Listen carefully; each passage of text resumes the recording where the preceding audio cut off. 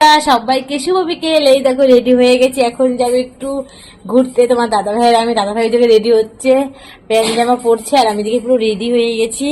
কেমন লাগছে বলবে, ঠিক আছে? আর ভিডিওটা পুরোটা দেখবে, তারপর গঠনমূলক কমেন্ট করবে, ঠিক আছে? চলো ফুচকা খেতে যাবো আজকে। এই দেখো তোমার দাদা ভাই রেডি হয়ে গেছে। এই দেখো, দেখাও তোমার মুখটা, দেখাও। আর আমাকে, আমি তোমার দাদা ভাই থেকে ছোট খাটো, আমি এইটুকুনি মানুষ, কি করে লম্বা হবো বলো তো? একটু কমপ্লেন খাবো? একটু হাসপাতালে টেনে টেনে বড় করে দেবে না? এই দেখো সবাই রেডি হয়ে যাচ্ছে দুজনে মিলে। ছেলে প্রাইভেট গেছে, ছেলেকে বলিনি, তাহলে ছেলে যে এসে কি কুরুক্ষেত্র রামায়ণ করবে বন্ধুরা, তোমাদের কি বলবো। হেবি সে তো জায়গায় যাবো আজকে, বড় বড় ফুচকা খাবো। তো নিজেকে একটু, আমাকে একটু ফুচকা খেতে নিয়ে যাবে আমার বর, তাও আমাকে বলছে তুমি টাকা দাও। তুমি তো কার কার এরকম করে বলো তো? আমার একটুখানি মানে লক্ষ্মীর ভান্ডার আছে ছোট্ট করে জমানো, এই লক্ষ্মীর ভান্ডার, এটা দেখো তোমার দাদাকে টাকা দেবো। দুটো টাকা রেখেছে, আমার মামা রেখেছিল তো জমানো টাকা দিয়েছে, সেই টাকা যেখানে টাকা রাখি ওনাকে সব দিয়ে দিতে হবে, জানো না? এরাও তা নাও,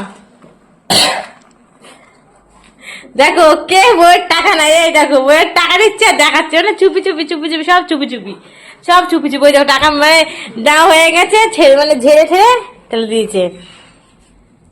কার স্বামীরা এরকম হয় বলবে কিন্তু, বলবে। এই দেখো, এই দেখো সব টাকা দেখেছে আমার, সব টাকা দেখেছে তো। এই দেখো, এই দেখো লিপস্টিক পরে দিয়েছিলাম দাদা ভাইকে, দেখো সব টাকা আমার এখানে দেখেছে। এই দেখো, এই দেখো দেখেছো, এই দেখো, এই দেখো দেখেছো।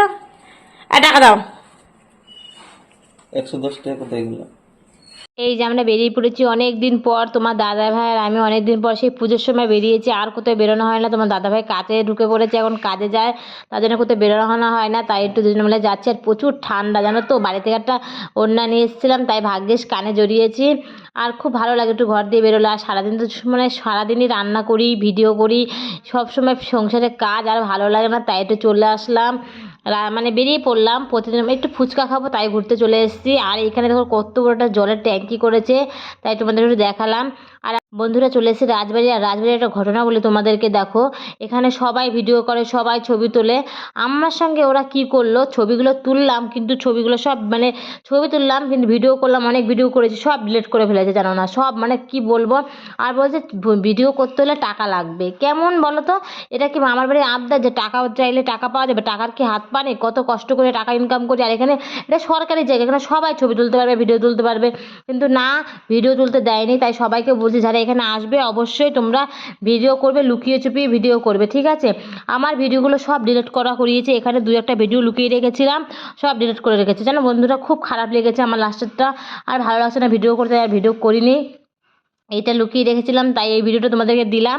তোমরা যদি কেউ এখানে এসে থাকো অবশ্যই তোমরা লুকিয়ে চুপিয়ে ভিডিও করবে, অনেকে হয়তো বলে না, তাই আমি আজকে ভিডিওর মধ্যে বলে দিলাম। আর জায়গাটা সত্যি অসাধারণ, কিন্তু এখানে লোকের ব্যবহার সব থেকে ছোটো লোকের মতন ব্যবহার, জানো তো?